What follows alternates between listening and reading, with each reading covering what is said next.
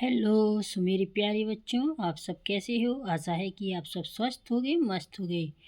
तो जो भी मेरे प्यारे बच्चे स्टूडेंट्स किसी भी कंपटीशन की तैयारी कर रहे मेरे बच्चों के लिए हम प्रश्न लेकर आए हैं जीके से संबंधित, यानी कि सामान्य ज्ञान से संबंधित। तो आप जिस किसी की भी तैयारी कर रहे हो, चाहे वो रेलवे की हो, बैंक की हो, एसएससी की हो, किसी की भी हो, आपके लिए जीके यानी सामान्य ज्ञान होना बहुत ज़रूरी है।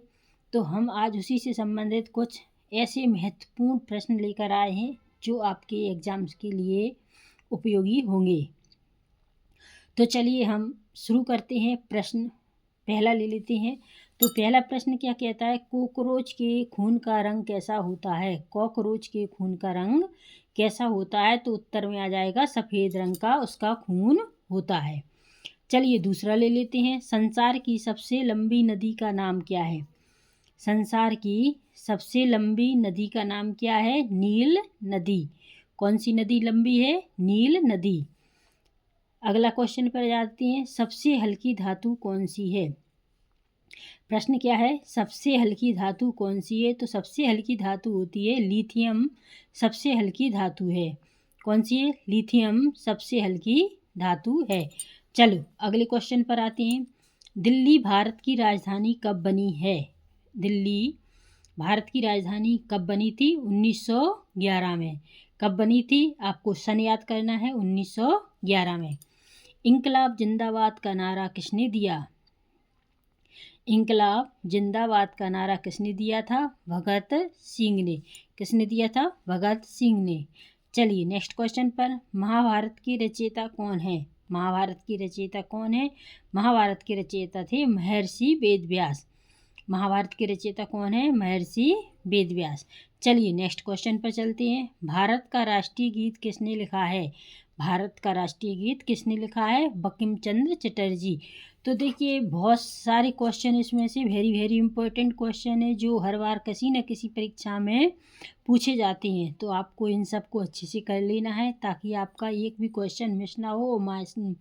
आजकल क्या होता है कि हर कंपटीशन में माइनस मार्किंग है, तो माइनस मार्किंग भी ना हो आपकी, इसी तरह आपको अच्छे से कर लेना है।